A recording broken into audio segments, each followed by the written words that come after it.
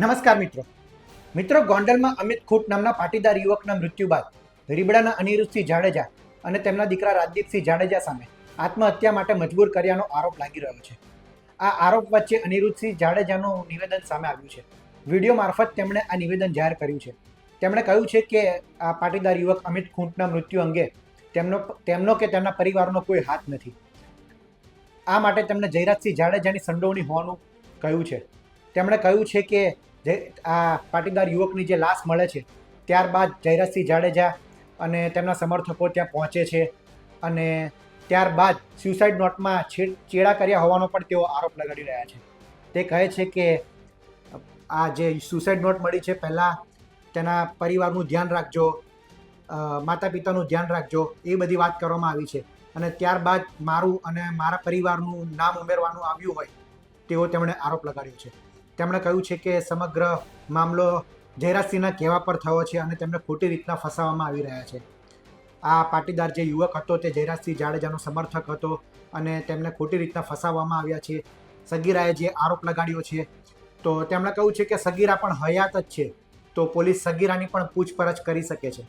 અને અનિરુદ્ધસિંહ જાડેજાએ એમ પણ કહ્યું છે કે પોલીસ તપાસમાં પણ તેઓ સહયોગ આપશે. પોલીસ જ્યારે બોલાવશે ત્યારે પણ તેઓ ચોક્કસ પોલીસ સમક્ષ હાજર થશે તેવું અનિરુદ્ધસિંહ જાડેજાએ જણાવ્યું છે.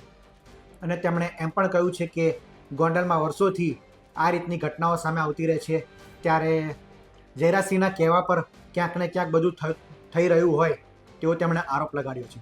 તેમણે એમ પણ કહ્યું છે કે જયરાજસિંહના કહેવાથી જ મને અને મારા પરિવારને ફસાવવામાં આવી રહ્યા છે. જોઈએ અનિરુદ્ધસિંહ જાડેજાએ શું કહ્યું. રીબડા ગામ મુકામે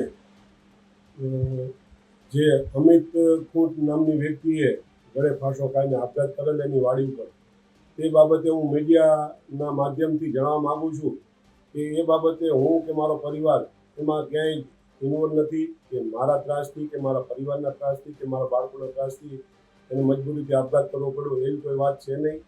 રહી વાત બળાત્કારની કે પોસ્કોની કે જે લેડીઝે કે જે દીકરીએ ફરિયાદ નોંધાવી હોય તે હયાત જ છે એ પોલીસનો તપાસનો વિષય છે. પોલીસ તપાસ કરે.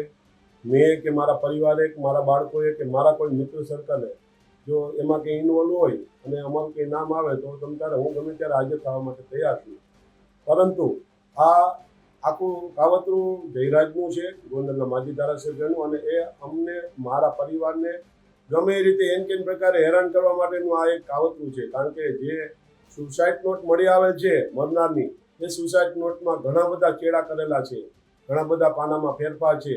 પહેલાં સવારે વર્કશોપના માધ્યમથી જાણવા મળ્યું કે ભાઈ એક એને લખેલું હતું કે ભાઈ મારા પરિવારનું, મારી પત્નીનું ધ્યાન રાખજો, અને મારા એના મોબાઈલ નંબર લખેલા હતા.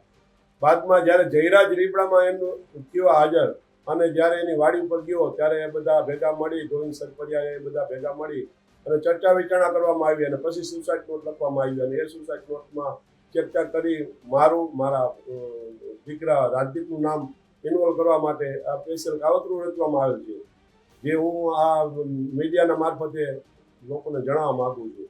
અને પોલીસનો ખરેખર એમાં તપાસ કરીને ઊંડી ઉતરે તો સત્ય હશે એ બહાર આવી જશે. જો મેં કે મારા પરિવારે ખરેખર આ દીકરીનો કોન્ટેક્ટ કરેલો હશે કે એના મોબાઈલમાં અમારો નંબર નીકળે અથવા એનો અમારા મોબાઈલમાં નંબર નીકળે તો પણ એ પણ પોલીસ તપાસ કરી શકે છે. અનિરુદ્ધસિંહ જાડેજાએ એમ પણ કહ્યું છે કે પીડિતાના મોબાઈલમાં જો મારો કોન્ટેક્ટ નીકળે અથવા મારા ફોનમાંથી પીડિતાનો કોન્ટેક્ટ નીકળે, એટલે કે જે સગીરા છે જેણે દુષ્કર્મનો આરોપ લગાડ્યો છે તેની વાત કરી રહ્યા છે, તો તેની પણ પોલીસ તપાસ કરે અને પોલીસ નિષ્પક્ષ રીતના તપાસ કરે અને સમગ્ર હકીકત બહાર લાવે તેવું અનિરુદ્ધસિંહ જાડેજાએ નિવેદનમાં કહ્યું છે.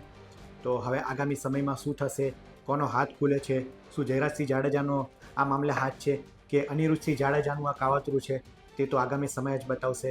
પોલીસ તપાસમાં શું બહાર આવે છે તે જોવું રહ્યું. આ મામલે તમારું શું કહેવું છે તે અમને કોમેન્ટ બોક્સમાં જરૂર જણાવજો.